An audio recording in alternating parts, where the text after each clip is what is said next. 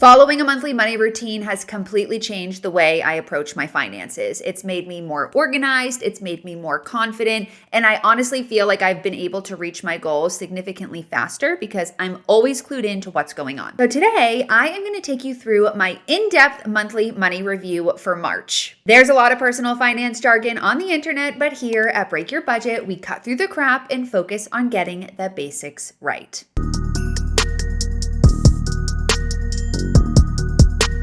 A few weeks ago, I shared my weekly money routine and I asked you if you wanted to see what I do at the end of the month. So we are now officially at the end of March. We're at the end of Q1 and I am going through my full comprehensive monthly money retrospective routine. As part of this, I'm also going to be taking a look at my spending for the full quarter and think about how my budget may be changing for Q2. I already know that my spending for the month of March is a little bit higher than where I was wanting it to be, and there are a few catalysts to that which we'll discuss. So this is going to be my monthly money routine when I am over budget, which is totally fine because sometimes it happens. Here is how this video is going to work. We're going to run through the 3 key steps to a monthly money routine. First is updating all of your numbers. So that's your income, expenses, savings, investments, debt payoff, and net worth. Second, we're going to do some self-reflection. So I have a few prompts that I like to follow, and I'm going to think about how I spent my money, what I did well, what could change. And the last step is making adjustments to our budget for the month ahead. So I am going to be making adjustments to my April budget, but I'm also going to be making adjustments thinking about, again, Q2 as a whole. Just as a preface, I am going to do my best to share as much as possible. I really have no issue sharing how much money I spent every month, but I will be blurring out my income as well as my savings and investments and my net worth purely for safety reasons. So I hope you can understand that, because ultimately the goal here is to really understand the process. So what exactly am I doing each month to audit my money? I'd highly encourage you to pull up your money management tool of choice and just follow along this routine with me as we go through the video. And if you are in need of a tool to start managing your money, lucky for you, I have 2. First is my simplified budgeting template. It's called the Basic Budgeting Template, and it will give you a monthly snapshot of what your budget is, how much you're spending, how much you're saving, and putting towards your other goals, whether they be investment goals or debt payoff goals. And the tool that I personally use is called the Personal Finance Dashboard. It's basically like the basic budget template on crack. This is a super comprehensive 360-degree money management tool. I've been using this tool for the last 5 years. It's helped me take my net worth from negative $30,000 to over $1 million, which I hope my net worth is still over $1 million with all of the stock market craziness that has happened over the last month. We'll find out. So if you're looking for a tool and you like the tool that you see today, make sure you grab the Personal Finance Dashboard. All of my spreadsheets, including the basic budgeting template, the Personal Finance Dashboard, and my brand new Fire template will always be linked in the show notes. And any of the resources that you see throughout this video will also be in the show notes. If you have any questions, make sure you leave them in the comments. And with that, let's get into it. Okay, so we are now in the income and expense log of the Personal Finance Dashboard. I have that up on the left, and over here on the right is my credit card statement. So I've actually already tracked my expenses up until Monday of this week. It's now Thursday, March 27th. So I'm doing this a few days early, but I already know kind of what I have going on this weekend. So I can pretty much make a clear anticipation of where I'll land for the end of the month. So I'm going to track my 2 remaining expenses from this week, which are both at the grocery store.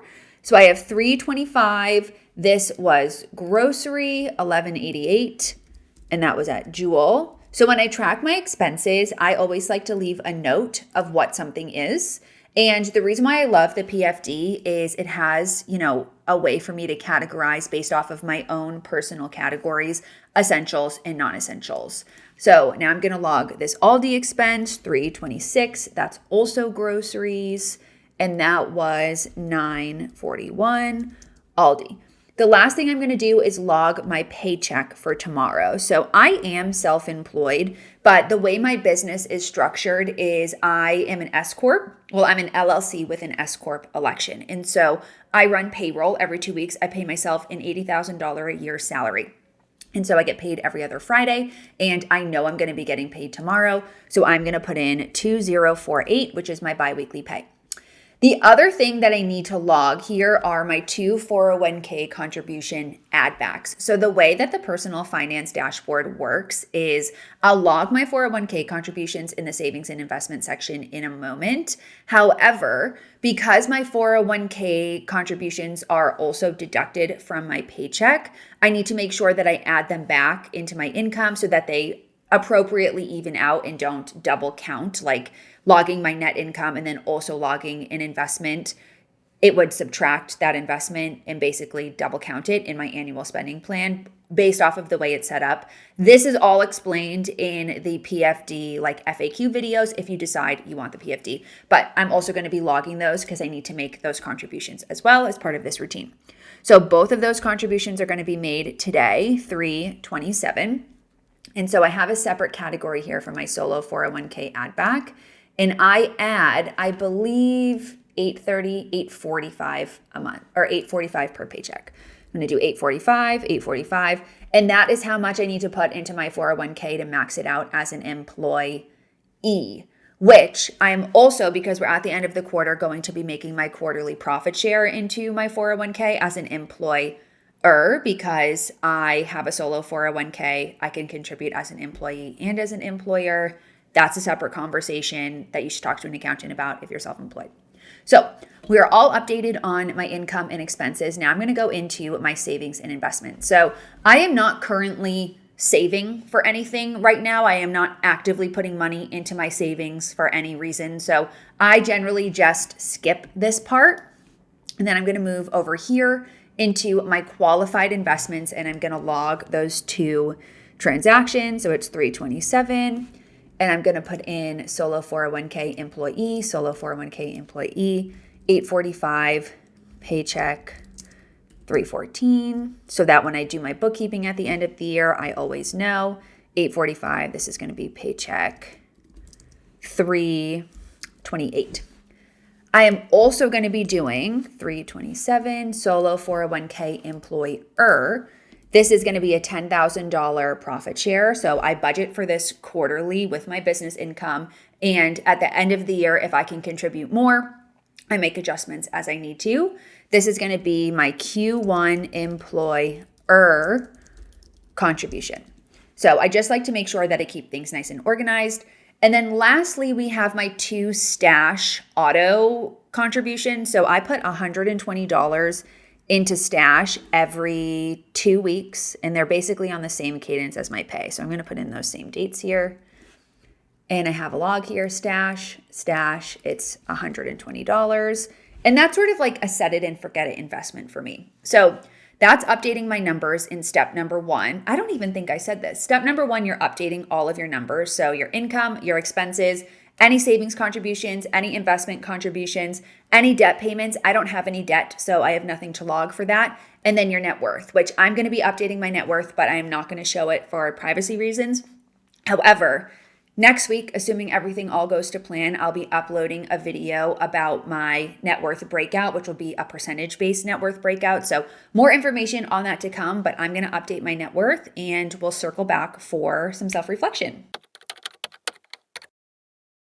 Okay, we are back with part 2, which is a little bit of self-reflection. So I always like to take some time after I've updated all of my numbers just to see how I'm stacking up. And there are 2 places where I do this. First, I like to go into my annual spending plan tab and look at my actuals versus my plan and see the areas where I'm over and where I'm under, both by category and by totality.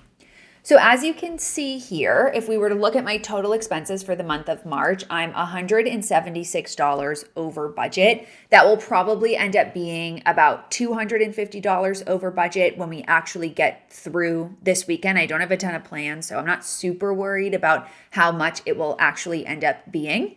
My rent obviously stays the same. My utilities were a little bit lower than I expected this month. My grocery was pretty much in line. I'll probably go to the grocery store one more time. The big areas here for my my essentials are my miscellaneous. As you can see here, I'm at $223, which if I were to go into my income and expense log, let me see here. What is under miscellaneous essential? Oh, I know what the driver is for this. There was two. So first being my essentials. This was related to, I had a dentist appointment and I have to get a little bit of dental work done. That's a story for another day, but I needed to purchase a water flosser to like incorporate into my routine. Wasn't necessarily planning to spend that. And so I bumped that into my miscellaneous for the month and a few other things related to the dentist. And then I also had to get some clothes tailored. So that ended up costing me like a little bit more than I was expecting. But overall, my essential expenses, I'm actually under what the target was, and I'll probably stay under what my target is by $240, assuming I spend, another $50 to $100 on groceries, which is unlikely over the next 3 days.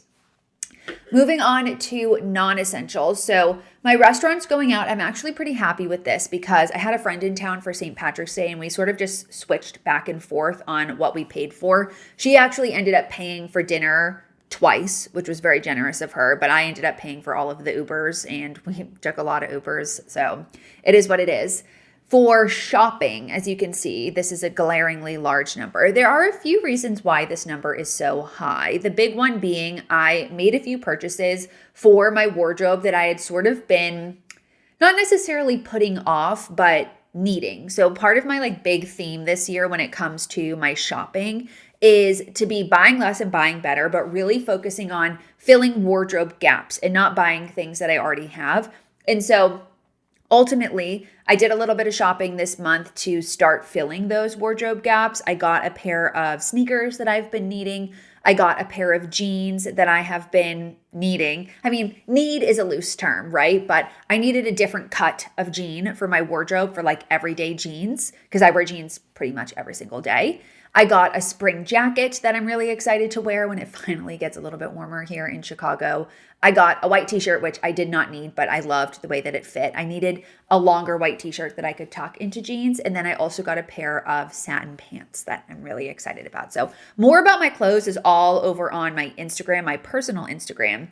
And if you're interested in anything that I'm ever wearing in any of my videos, you can just go onto my LTK. It's all there.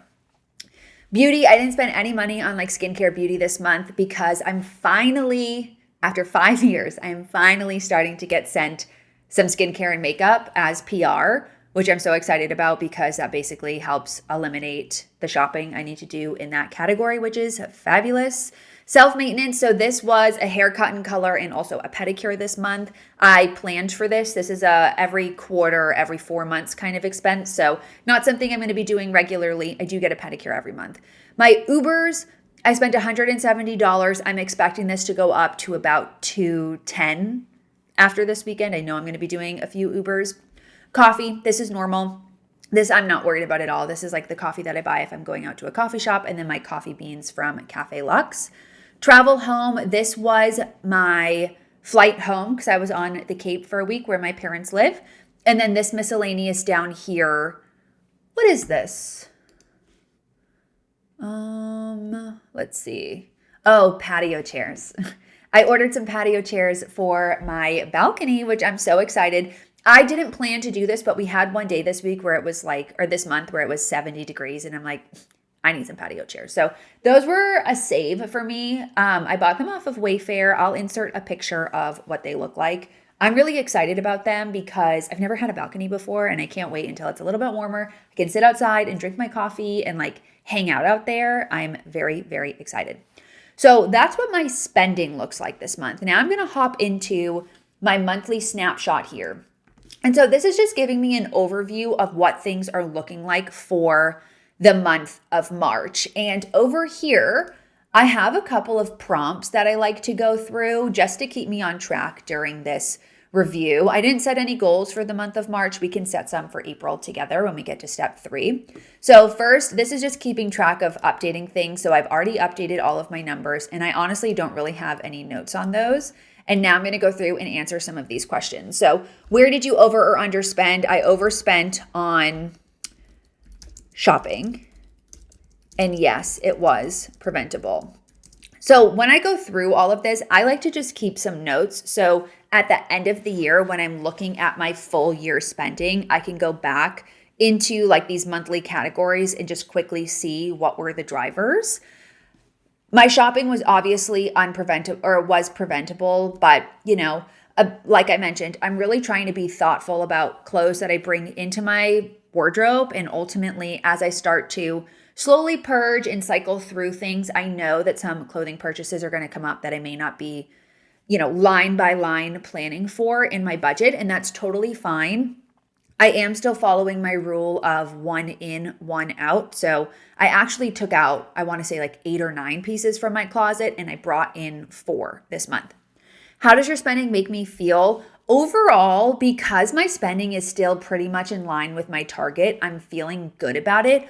Although when I'm thinking about April, I would like to bring down my April spend to kind of readjust with being over in total for March. Am I proud of the savings progress you made? Yes. I ended up putting all of my retirement contributions in for the month in the quarter. And I also was able to take a distribution from my business, which when I take distributions from my business, I put them in my brokerage account. I get questions about how I manage my income being self-employed or having inconsistent income. So the way that I do this is at the end, I don't make any like savings and investment transfers throughout the month. I like to do it when I close out the month. And basically at the end of the month is when I close out all my numbers. I look in my different accounts and I see, okay, I have room this month to put or to take a contribution for my Vanguard account. I need to make sure I move money over for taxes. And I'll kind of just evaluate based off of where I'm standing at the moment. So I don't necessarily have a specific formula for that, but I really try to not move things until the end of the month because that just works better for the way that I think about my finances. So I'm super excited about my savings progress because I put in my retirement stuff and I also was able to invest a little bit more than I was anticipating. What could I improve on with my spending? Obviously, the shopping of it all. And I genuinely think that my spending is pretty good. It's so interesting thinking about my spending from LA to Chicago, just the way that I spent money in such different ways. Here, I feel like because it's cold and there's not as many outdoor activities, I do find myself shopping a little bit more and like browsing stores a little bit more. So that's something that I'm hoping in the summertime as it warms up, I'm not doing as frequently, but I'm still spending overall less money here, which is really exciting. What areas of my budget did I do really well with? I think I did well with like coffee, groceries this month I was under, but I was also home for a little while. So I think this month was, even though I was over on some of my non-essentials, I was under in other areas. And what I really want to emphasize when you're thinking about your self-reflection and your budget is being over in one area is totally fine. The goal is ultimately to be as close as possible in totality because you're going to have months where things go over, you're going to have months where impulse purchases come up. There's nothing wrong with that necessarily, but what's really important is you want to be making adjustments in other areas of your budget to sort of even things out. So yeah, I spent $700 on shopping this month, but I didn't spend all of my money on my essentials. I was under in some of my other plans over here, and so in total I'm only about $250 when all is said and done over my budget, which I'm totally fine with. I have that flexibility in my finances to be a little bit over like that, so I don't mind. But that's what you want to think about when you're looking at how you spent in the over or under. The real number that matters is the total. This in-between information is going to be telling us, when we're thinking about planning for the next month, in the next quarter, really, where do we need to make some of those bigger adjustments? So the other thing I want to look at here as part of this self-reflection are my totals in general for the quarter, which I can actually look at over here. So in total for the first 3 months of the year, I've spent $14,432. $9,000 of that is essential and $5,000 of that is non-essential, which I'm actually like pretty happy with. The big driver is obviously my rent. The other big driver here is groceries. My grocery budget has just been way over the last few months, as you can see. So we brought it down a little bit this month, and hopefully I can, adjust that a little bit month to month going forward. Shopping is much higher than I would have wanted it to be at this point, but for January at least, I did a good job without doing a lot of shopping. February, my shopping number is high because I bought a Polen bag. So I'm not mad about that, honestly. And the other big area is workout because I bought a big thing of Pilates classes. So this is something that I'm going to need to think through for Q2 because I bought 20 classes and I'm probably going to need to buy 20 more. I just don't know which month, likely May or June. So we'll see about that. I may need to factor that in. The weird thing about Q2 for me is that in May and June, I'm going to Japan. So I know my expenses are going to be super weird for those months. And I don't necessarily know exactly how to plan for it, but that's going to be part of my April goals. So that's my self-reflection. Overall, I'm feeling good. And now we'll get into making some adjustments for April and for Q2 based off of what I know. For this last step here, we are going to go in and make my plan for April, May, and June. So what I'm going to do here is mute these ones and let's zoom in a little bit. So really for my essentials and my non-essentials, those largely stay the same. I don't think there are going to be any big ones. I think what I'm going to do is bring my drugstore down to 50, 50, 50 just because since I've been getting skincare and stuff sent to me, like there really isn't all that much that I need to be buying at the drugstore. So I don't need to hold $100 there. For subscriptions, I have $12 is my Spotify. I just signed up for Peacock for April, so I'm going to put $19 in for that. Household essentials, so to me, that's like toilet paper, paper towels, cleaning supplies. I know I need to re-up on those on April, so I'll keep them where they are because I've been shopping at Aldi and everything at Aldi is so inexpensive. So I don't think it's going to cost any more than that. Transportation, this is for like taking the L or maybe riding a divvy bike, which I haven't done yet. I have no idea how much that costs, so we'll keep it there. I'm open in April if that happens. And miscellaneous other, that's always just my buffer. So I'm keeping it at 50. For restaurants going out, I'm pretty comfortable at 300 as my budget. I feel like that gives me plenty of room. I would say really I'm only going out to dinner once a week, and the likelihood that I'm spending over $100 on any of those is pretty low. So I'll keep it at 300. Shopping clothes for April, I'm actually going to put this up to 100 and I'm going to reduce my beauty by 50 because I do know there's a shirt from ASOS that I've been wanting to buy. It's not $100, but I'm keeping it at 100 because I know something will come up. Self-maintenance, $75. This is for my monthly pedicure, which I'm going to bring down to 50 because I'm not expecting to do more than that, at least for April, May, and June. I may get my eyebrows done, but we'll adjust that where I need to. Ubers I'm happy with. Coffee I'm happy with. Workout. So I'm actually bringing this down at least for April. We'll bring it down for April and for May and for June. Although one of these months I'm going to have to add in my Pilates classes. This is because I downgraded my class pass. Oh no, I actually need it to be $50. I downgraded my class pass to just the like 10 credit a month. It's $20. And then I also signed up for Sammy Clark's Form, which is $28 a month.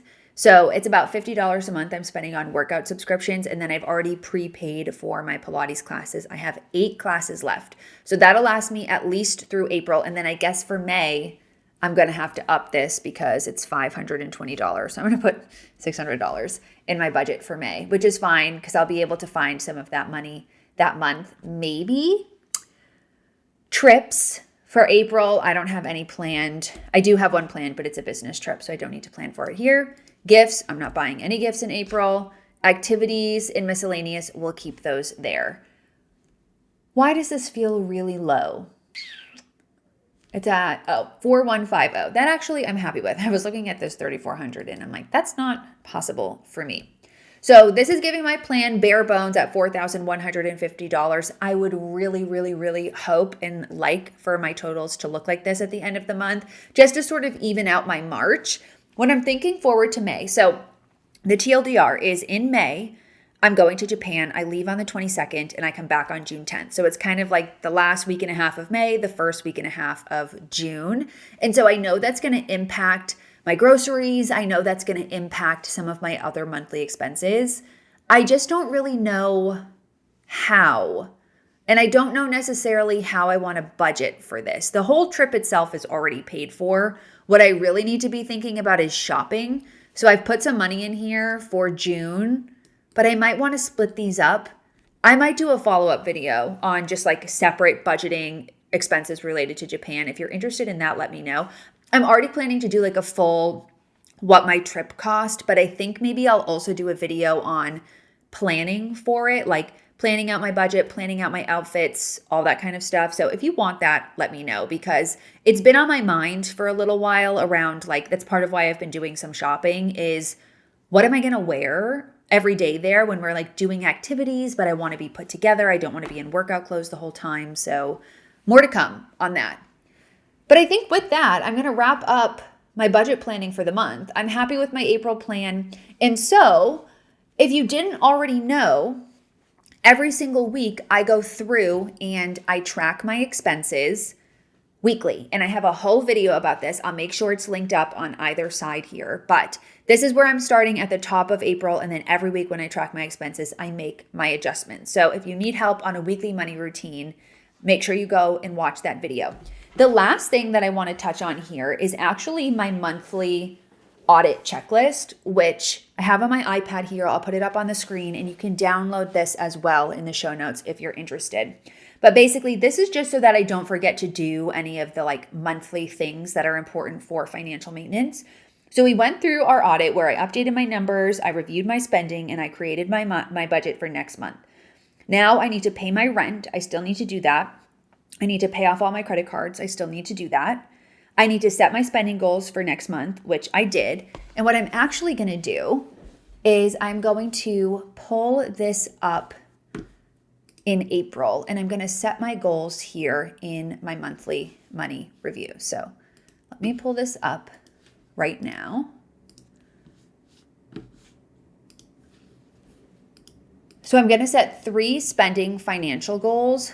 The first one is going to be no more than $100 on shopping, no beauty spending because I don't need it. Stick to monthly targets. It's hard to actually do that. So I'm happy with those. So those are actually going to be my savings or my spending goals. I'm cutting back on shopping this month. I had 2 higher shopping months, and really I just want my overall spend this month to be a little bit lower. My saving, investing, debt payoff goals for next month. So the only goals that I set on a monthly cadence in advance are related to my retirement accounts. And then I will evaluate what I have to work with at the end of the month for other investment goals. I kind of alluded to that earlier, but I don't plan for those necessarily because one month it could be 0, the next month it could be $40,000. Like there's so much of a fluctuation when it comes with having your own business. I like to just plan as I go with those kinds of things. And last is making any financial goal transfers for the current month, which I already did. So all I need to do is pay my rent and pay off my credit cards, which I don't need to record doing that. So that's the plan for the month of April and the wrap up for the month of March.